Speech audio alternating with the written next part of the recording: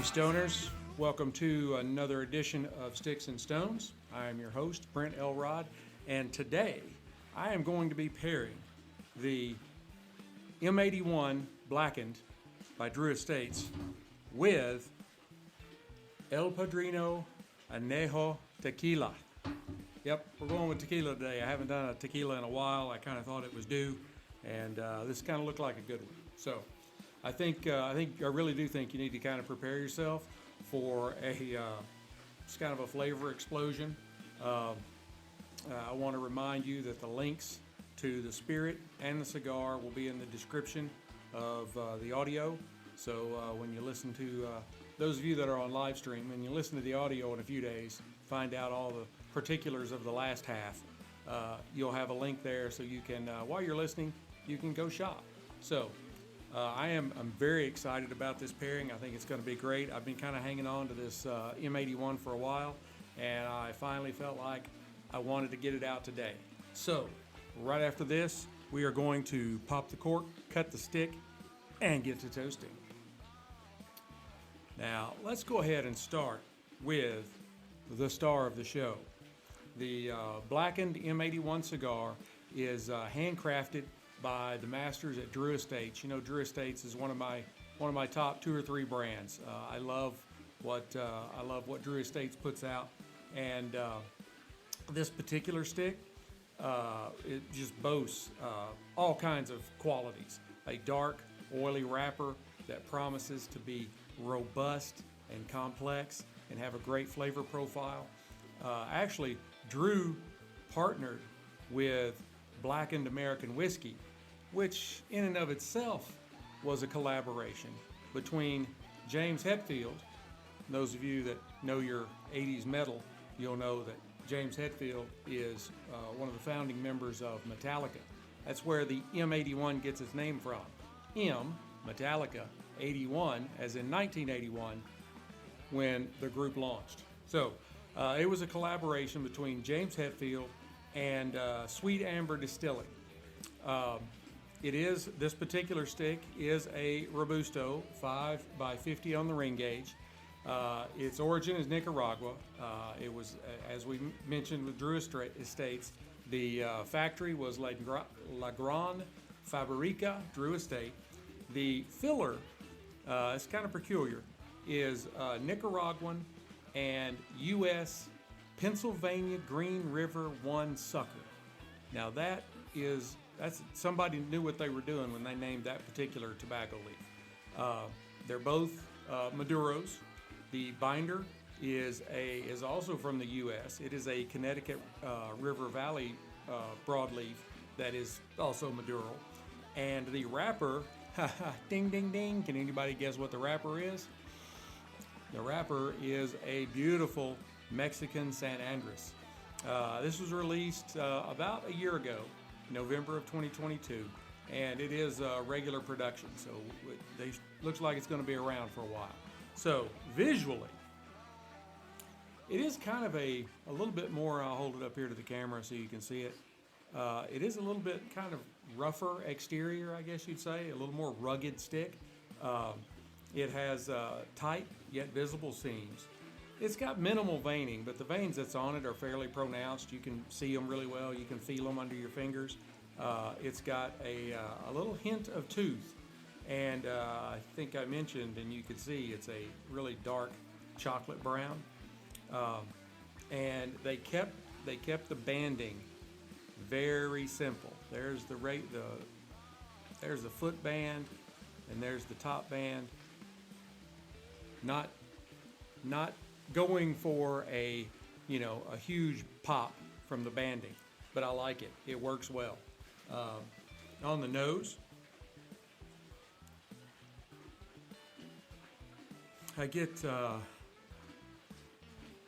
some hints of like stone fruit or other drupes. And if you know what those are, I may not be pronouncing it exactly right, but you're talking about plums, cherries, peaches, fruits that have a pit.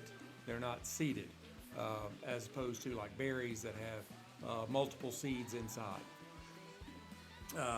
But I'm also getting black pepper and kind of a oakiness. Let's give it a cut. What cut are we using? Well, we're using the Cassetti multi-cutter, and I don't want to do. I know I did a guillotine cut the other day, and then yesterday when I did a live stream, I did a V cut. I'm gonna go with the V cut again today. No, actually, you know what I'm gonna do?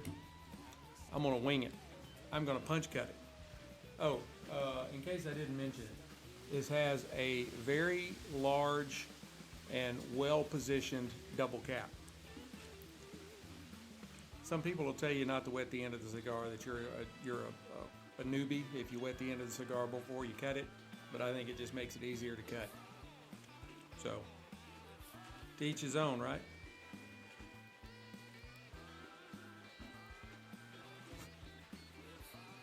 Perfectly little punched hole in the butt end of the cigar.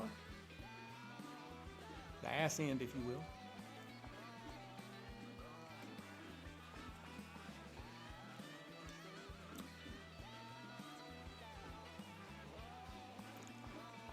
I get a kind of a moist earthiness, like I could describe maybe the, not rainforest, but you know, like up in the northeast of the United States in Washington and Oregon, they got all kinds of like ferns growing and everything, and it's real dense, heavy wooded, kind of that moist earth if you like pulled a plant up or turned over a shovel full of dirt.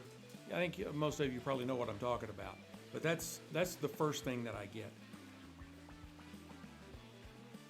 And then kind of behind that is chocolate and some coffee and just a hint of black pepper. Good cigar. I'm gonna go ahead while I've got it in my hand, I'm gonna go ahead and remove the foot band. Foot band is very, very well attached. Good construction on this cigar all the way around. Man, Jonathan, dude, maybe not quite so much adhesive on that. I had to tear it into all kinds of little pieces to get it off there, but I got it.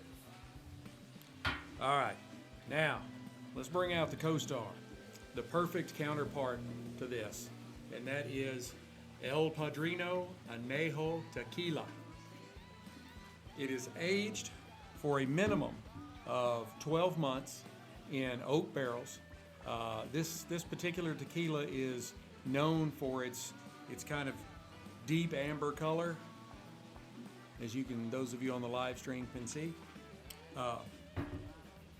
and it's got a supposed to have a velvety texture. Now we'll see about that. Let me go ahead and glass this up. Holy cow! All right, let's go ahead and glass some of this up and see what it has to offer. Ow, tight, tight, tight.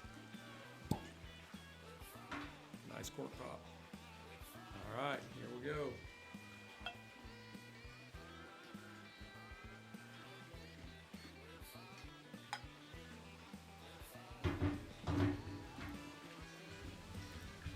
All right. Wow, as that tequila was just kind of cascading into the glass, I could already get some whiffs of the just enticing aromas that were filling the air.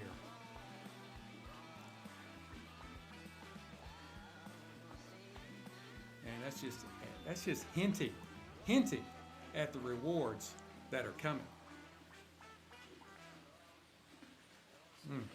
All right, now as I said, this is El Padrino El Padrino is, the distillery is El Padrino de mi Tierra, and I may have butchered that all up.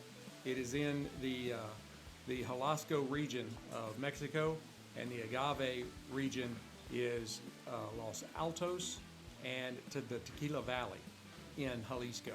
So it's all right there in that same little state, I guess, if you will. As I said, the region is Jalisco. Cooking is done in stone and brick ovens, autoclave, high pressure. The extraction is by roller mill, and the fermenting takes place in stainless steel tanks, and it's 100% agave. The distillation is 2 times distilled in stainless steel pot stills. That's a lot to get out. And it is 40% AB alcohol by volume. So it's 80 proof. And as I mentioned earlier, it is aged in American white oak barrels. And I had company. All right. Now, visually, as you can see, if you're watching on the live stream, I would say this is a little bit lighter than an amber color. To me, it is just a beautiful light golden. It's got good legs, clings to the glass very well. On the nose, it's not overpowering. You're not getting a big waft of alcohol. It's very subtle.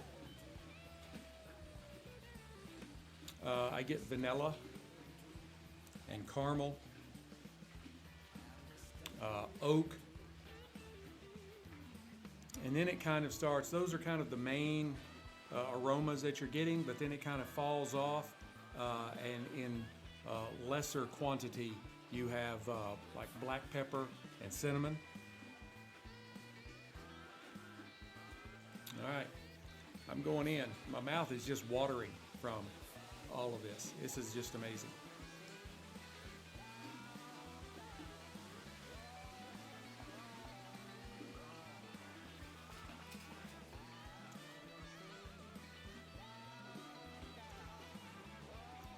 It's a very, very approachable spirit. The 80 proof. It does not have a ton of alcohol burn. Really, it's more on the back end, more like spicy black pepper. But much like the nose, you do get some cooked agave, but then you have the vanilla and the caramel and the oak. I spoke about in the nose, and then, like I said, a significant amount of black pepper at the end, but it's not like a overpowering black pepper. You just get a nice little burn right along the outside edge of your tongue, and then it fades away. This is a really good tequila. It may be one of the best sippers that I've had. My tequila experience is limited to mostly, the big time brands. But in doing my research with El Padrino,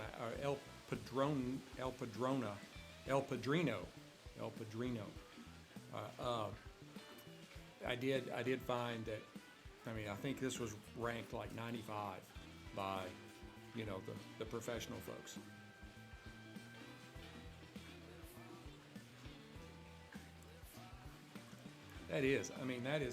That is almost so smooth and easy drinking that it's dangerous.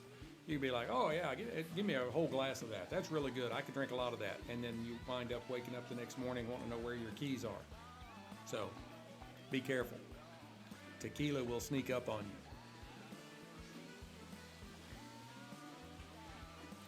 you. Wow. Now that I've sat here and just sipped on it like crazy, I'm going to have to put a little more in the glass. Not a lot. Half a shot maybe. Just so I've got enough to get into the stick. All right, here we go. We're going to ignite the M81. And I'm, as always, using my Rocky Patel 5 torch. I'm using the 5 torch because I don't like the long drawn out. I hold the cigar and the lighter a fairly good distance away from each other, but the flame from the Rocky does a wonderful job of just kissing the tip of the cigar and awakening it to its full potential.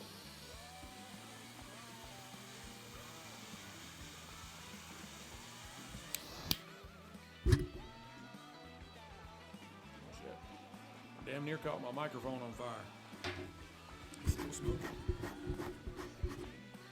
That'd make for a very interesting episode.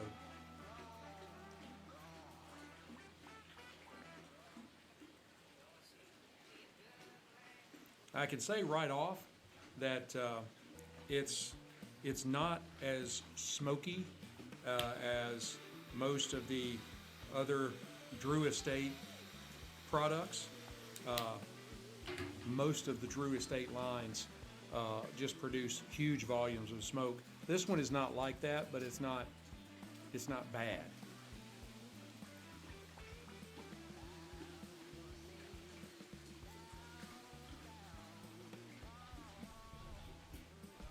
I'm getting notes of kind of a dark chocolate and some coffee and maybe some leather in there.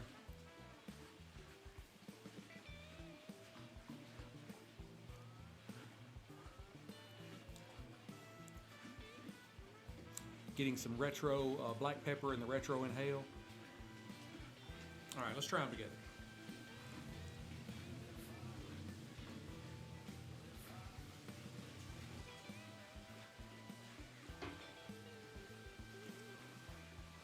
Man, as I'm, I was bringing the glass up, it's hard to quell my eagerness and savor the anticipation. You have to kind of make yourself wait for it just a little bit. That makes it all the better. It's like that about a lot of things. So,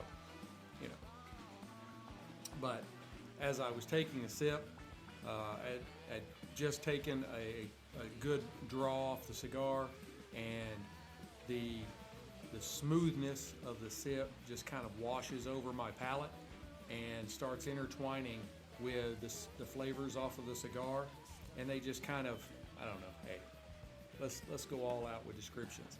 They dance harmoniously over my tongue with the tequila's caramel and vanilla and oak mixing with the coffee and the chocolate off the stick.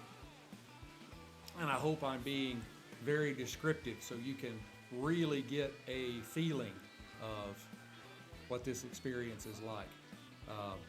The fusion of flavors is, let me think about this. The fusion of flavors and the sensations in my mouth and olfactory senses, I gotta throw that in there, and olfactory senses is creating an ultimate taste explosion. How did I do? If I didn't describe that well enough, then you're probably not listening well enough.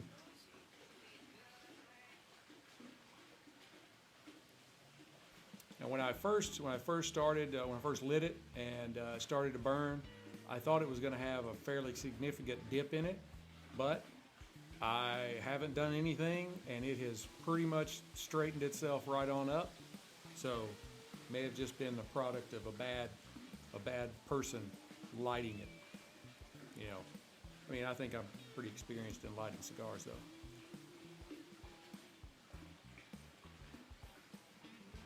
I think this is going to be a very good pairing. I've been somewhat kind of overwhelmed in all my senses trying to make sure I describe this correctly. I'm at the point now I think I need a cigarette. Just kind of lay back for a moment. So, but I'm going to go ahead and I'm going to burn this down to the halfway mark, and I will come back and give you an update. Hey, Stoners, I am back.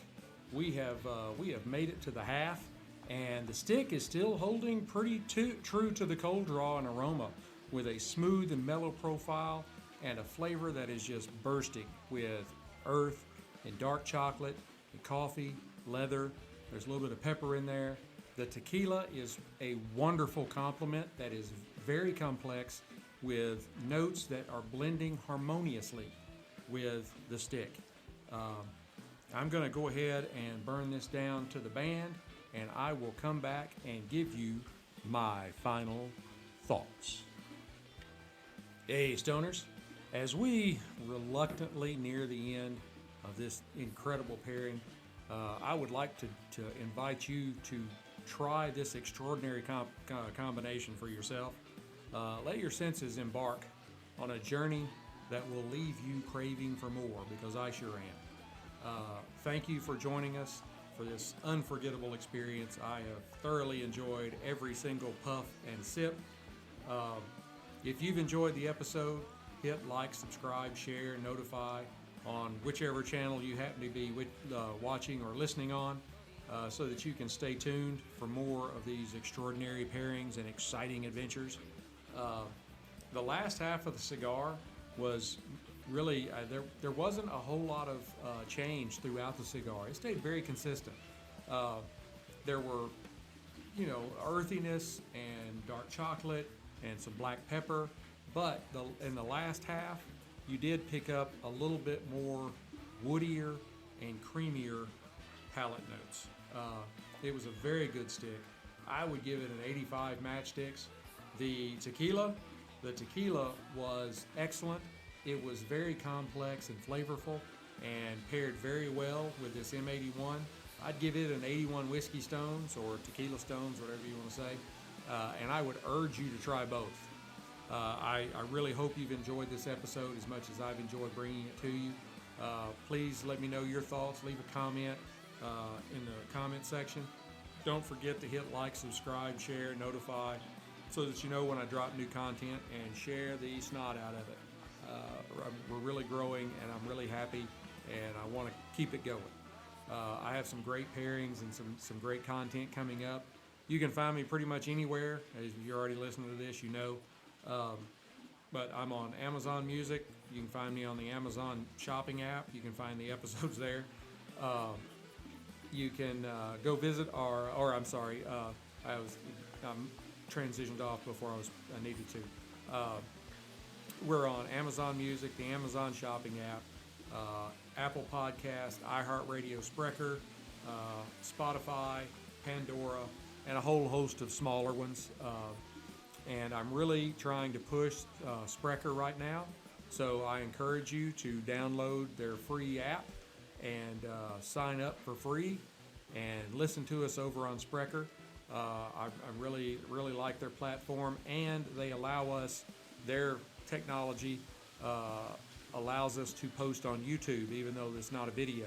So from Spreaker, I carry it over to YouTube, and while there's no video to it, you still get to listen to the episode. So you can go to YouTube and listen to Spreaker there. Works that way too. So visit our website, Sticks-n-Stonez.com, Sticks-n-Stonez.com, Sticks-n-Stonez.com. There you can find links to the episodes, blog posts, link to our Amazon store for show merchandise, Sticks-n-Stonez themed gear, links to our affiliate marketing partners, where I get a commission for any purchases that you make. Just some of our partners are Fanatics.com, Freedom Fatigues, Caliber Coffee, Pinto Ranch, Carhartt, Huck High Performance Wear, and our latest one is Keeper's Heart Irish Whiskey, American Irish Whiskey. It is a new concept, and I'm going to be doing a pairing on it here upcoming, but they are one of our latest partners. I'm very excited about it. Until we get to be together again, keep your sticks dry, your stones cold, and have a great day.